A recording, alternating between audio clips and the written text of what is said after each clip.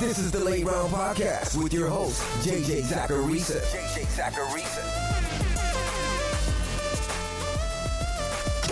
What's up, everyone? It's JJ Zacharisa, and this is episode 741 of the Late Round Fantasy Football Podcast, sponsored by FanDuel.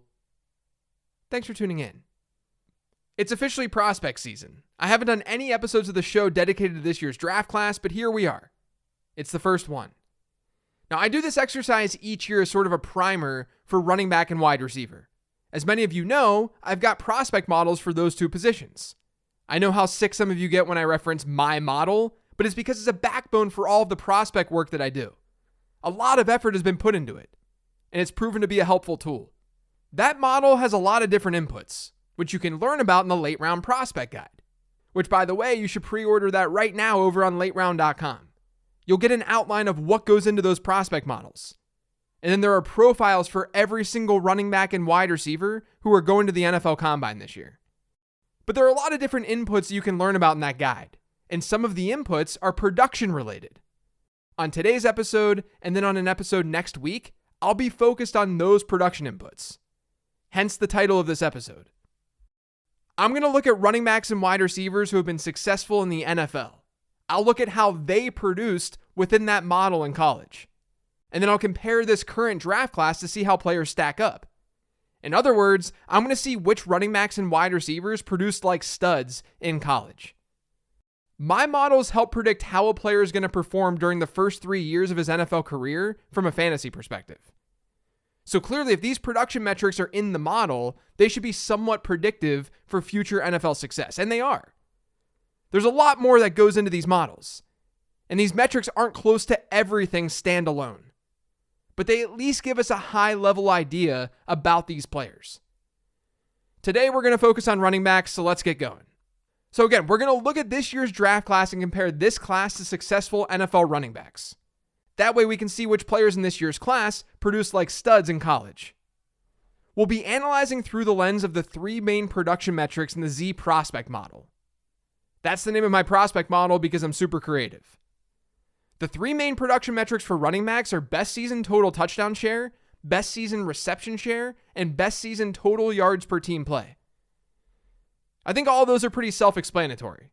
When I say best season, I'm just looking at a player's top number within a statistic. So best season total touchdown share is a player's top total touchdown share season. And total touchdown share is simply total touchdowns scored divided by how many touchdowns that player's offense scored. Reception share is the percentage of receptions that the running back had within his team's offense.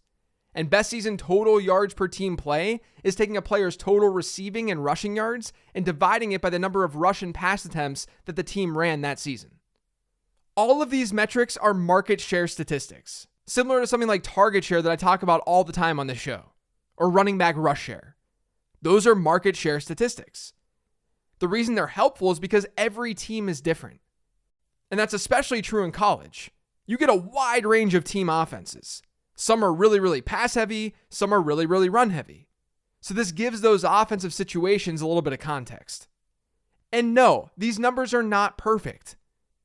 There are going to be times where a player doesn't see the right volume in his offense because his competition is just absolutely insane. Sometimes the coaching staff is just stupid.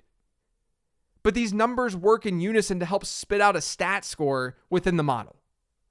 And I can't emphasize enough that this is not everything, especially at running back.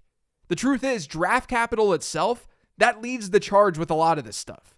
If a running back has an insane production profile, but he's a 6th round pick, he's someone that we should have our eyes on as a potential value in Dynasty, but you need to adjust expectation. That's what the Z prospect model helps us do. We're just focused on production today. This year's running back draft class has 26 running backs who are headed to the NFL Combine. So those 26 backs are what we're analyzing. Their average total touchdown share is 31.2%.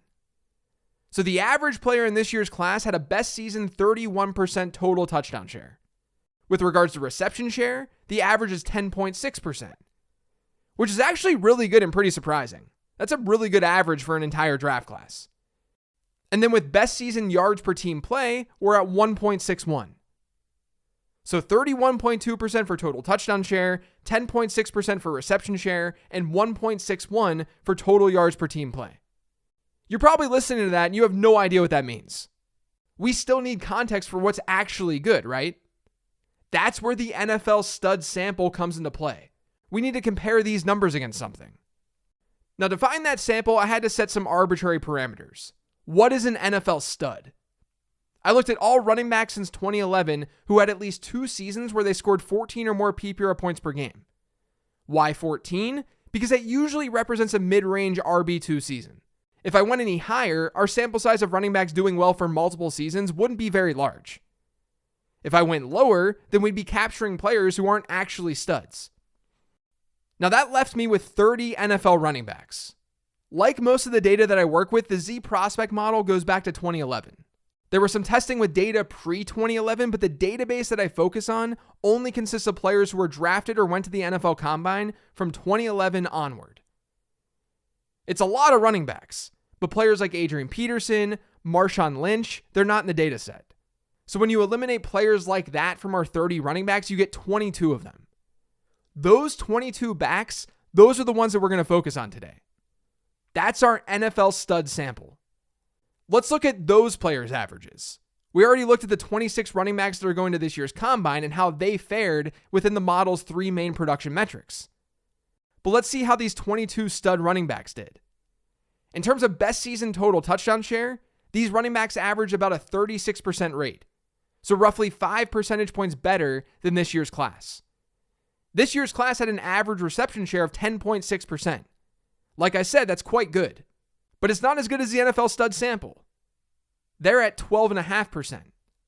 And then total yards per team play, this year's class averaged a 1.61 rate. The NFL stud sample, 1.99. So unsurprisingly, these successful NFL running backs had better production in college within those 3 main metrics. The question is, though, which players in this year's class have good-looking production profiles? So let's break this down by each metric and see if there are any higher profile backs in this year's class who have red flags within that metric. We'll start with best season total touchdown share, which is honestly the least important of the 3 metrics in the model. Just 3 running backs in our stud NFL sample had a best season total touchdown share below 20%. And there have only been 4 running backs since 2011 within the Z prospect model who have had 1 season of 15 or more PPR points while finishing below that touchdown share threshold. So only 4 running backs had a 15 plus PPR point season while having under a 20% total touchdown share mark. And keep in mind, this model consists of every drafted running back and or running back who went to the NFL Combine during this time. There are hundreds of running backs in this database. Only 4 of them had below a 20% total touchdown share with 1 season during their first 3 in the league of 15 or more PPR points. The 3 running backs in the stud sample that were below this mark, Devontae Freeman, Josh Jacobs, and Chris Carson. Within this year's draft class, Jahmyr Gibbs is a little bit over that 21% mark. So he didn't get below the 20%, but he's awfully close. One player who definitely has a red flag here, though, is Zach Evans. Evans went from TCU to Ole Miss. He played his final season in Mississippi this past year. In every season, he was sharing a backfield with a talented running back, and that can help explain his mediocre production profile. But the production profile is absolutely lacking, and that's the focus today. It's production. Since we're on the topic of Evans, I'll share this about his production profile within the model. He failed to reach a 20% touchdown share. We already know that. He also failed to reach a 6% reception share, and he failed to reach a 1.1 total yards per team play rate. Chris Carson is the only real hit from a player who was under those marks. I'm not writing off Evans at all because we've got a long way to go, and he has a lot working in his favor outside of production. But it's at least a flag. It's at least something that we should keep in mind. Roschon Johnson is the running back with the worst best season total touchdown share in this draft class. He also played in the backfield with Bijan Robinson, who's probably the best prospect since Saquon Barkley. So can we really expect that much? Now, I'll have more of a breakdown on Johnson within the prospect guide. There's actually a lot to like about his profile when you give that profile the context that it needs. He's someone the model will inherently not like that much, though. Moving on, let's talk about reception share. I've gone over this a lot of times in the past on this show, but reception share gets signal likely because it shows versatility. It doesn't mean the running back can't catch passes. There's nothing more tilting on fantasy Twitter than when a guy who had a low reception share in college or a bad receiving profile in college, when he makes some great grab in an NFL game, and then people are out there and they're like, but I thought he couldn't catch passes. No, that's not the point. The point is not that a player has bricks for hands. The point is that players with high reception shares or just good receiving profiles are naturally more well-rounded and better at the game. And when you're better, you have a higher chance of sustained fantasy production. Not only that, but it's rare for a bad receiving profile to turn into a good one at the NFL level. We'll see guys go from really good collegiate receiving profiles to mediocre ones as a pro. That happens. But the opposite doesn't happen that often. Within our NFL stud sample, only Chris Carson and Derrick Henry had a sub 6% best season reception share. Josh Jacobs was in that 6 to 7% range, and then everyone else was over the 8% mark. This class does have decent receiving profiles, which is why the reception share average isn't bad. But the player with the worst best season reception share is Dwayne McBride out of UAB. McBride is a beast on the ground, like one of the best rushing profiles that you're going to find. But the receiving profile is just not there. He caught a grand total of 5 passes during his 3 seasons at UAB. 5. His best season reception share was just 1.65%. Here's a list of players in the Z prospect model to score 10 PPR points in a single season over his first 3 in the league with that low of a reception share. Yeah, that's the list. We haven't seen it before. The best player with that low of a reception share was probably Jonas Gray. Again, I'm not totally writing him off, but I'm a sucker for a good receiving profile. McBride's probably not someone I'll aggressively be on this year. Total yards per team play gets more weight in the model than something like touchdown share does. And really, there aren't any real problems among the higher-end running backs within this metric. I've already touched on Roschon Johnson and Zach Evans, and they're towards the bottom of the list in total yards per team play. But otherwise, there aren't really high-end running backs that are that low. I will say only 3 studs were below the 1.45 mark within this metric: Josh Jacobs, Chris Carson, and Alvin Kamara. Kamara was lower in college largely due to the fact that he wasn't that much of a rusher. His receiving profile made him decent in the model. There's one running back who's just below that 1.45 mark, and that's Tank Bigsby. He's at 1.44, so he's right there, but let's talk about him. Bigsby had solid production at Auburn, but he wasn't seeing the type of volume on the ground that some higher-end running backs tend to see. The good news is that he had an 18.9% best season reception share. That's not an easy thing to hit as a bigger body back, at least one that's over 210 pounds. He wasn't super efficient through the air, though, which is why his total yards per team play rate isn't all that high. We've seen 210-pound running backs get to a 17%, 18% reception share in the past. But the ones who really thrived, the ones who really hit, were better in total yards per team play. So on one end for Bigsby, you could look at someone like John Kelly as a comp. Kelly was a later round pick who I really liked. But another player who shows up as a comp for him is DeMarco Murray. Murray was explosive, so we'll see how Bigsby tests. Essentially, he has a 3-down skill set, but we'll see how it all translates to the next level. Overall, the Z prospect model does like him. Now's the fun part. Let's take the averages from our stud sample: a 36% best season touchdown share, a 12.5% best season reception share, a 1.99 best season total yards per team play rate. Let's take those 3 numbers and let's see which running backs from this year's class exceed those marks. When I filter things out, I get 2 players. And one of those players is not Bijan Robinson, because Robinson's best season in reception share was 12%, not 12.5%. The first of the 2 backs is Sean Tucker. He had a 37% best season total touchdown share, a 15.7% best season reception share, and he had a 2.26 best season total yards per team play rate. Now, he did have some issues with pass catching despite that strong reception share, and his valuation seems to be all over the place right now. So draft capital, like with any running back, is going to go a long way.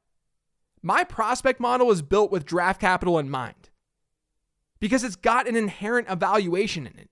So if Tucker slips and goes later in the draft, his prospect score will reflect that, even if he has good production. We've seen that type of profile be hit or miss in the past. Aaron Jones, a hit. Jeremy McNichols, not a hit. Jay Ajayi had a great production profile and he was sort of fine.